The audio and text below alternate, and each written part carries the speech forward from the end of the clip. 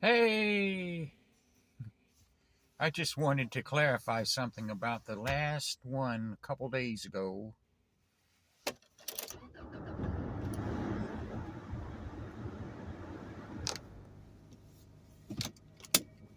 Before my psycho friend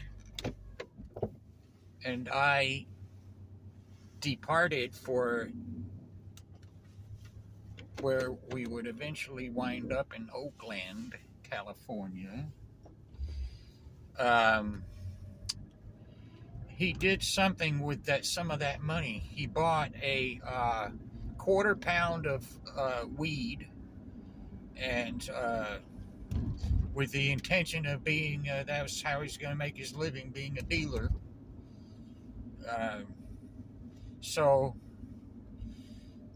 yeah, and then another thing I wanted to insert uh, before I continue with what happened out there um, is what happened in El Paso. See, those buses will stop. They'll stop 30 minutes, or they'll stop maybe longer, and the people go get something to eat. Well, they got the restroom on the bus, but they stretch their legs. And, it's the long way to go on the bus. And El Paso was maybe that one was an hour stopover.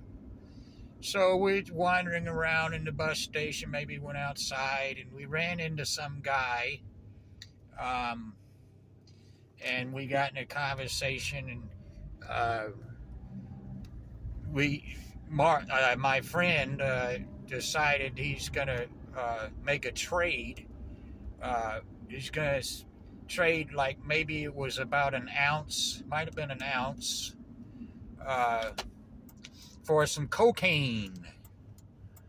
And so what we did was we went up on the roof of the guy.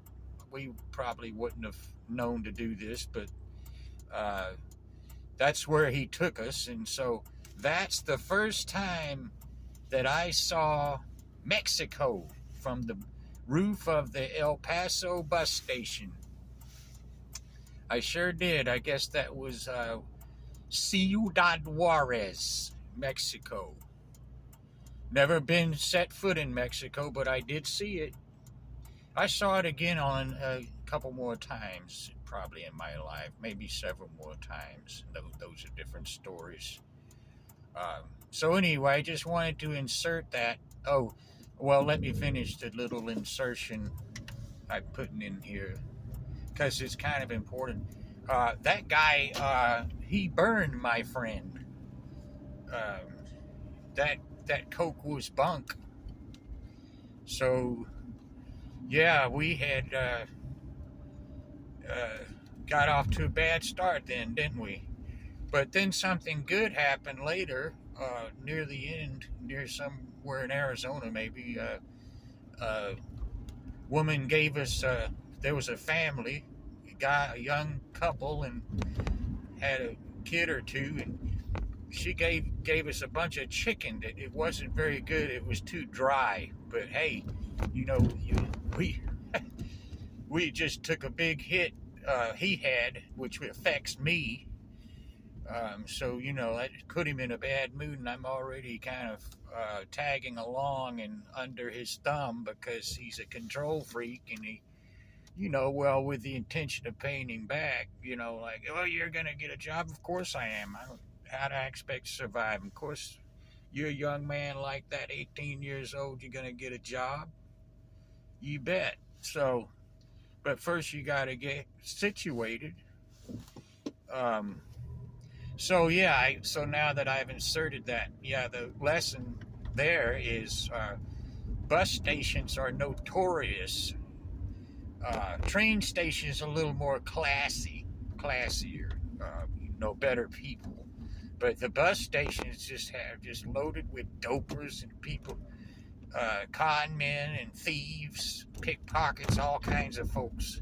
So you really got to be careful if you ever ride the bus. Just be extremely careful. So yeah, he got conned, No telling how many times that guy probably started his con with the question, "Hey, do you would happen to have any pot?" We both had that long hair. I still do. I went through a phase where I was clean cut for about 10 years, but I guess I just didn't want to pay anymore for haircuts costing $50, $60 and up. Anyway, so missed that thing again. That one will put your tire out if you keep hitting it that bad one. Oh shoot, this was a sad break. I could have made that yellow. I should have tried. So where I left off was we made it to that Victorian house. There were two guys that lived there, and then that's a story within itself. Um, the guy that initially befriended us and brought us to the house, Blessing, he didn't spend much time there at all. He liked to go up in the mountains, up around Contra Costa County. So it's just notified me that we've run out of space. So I'll talk till I can't talk anymore. Maybe it'll just cut off by itself.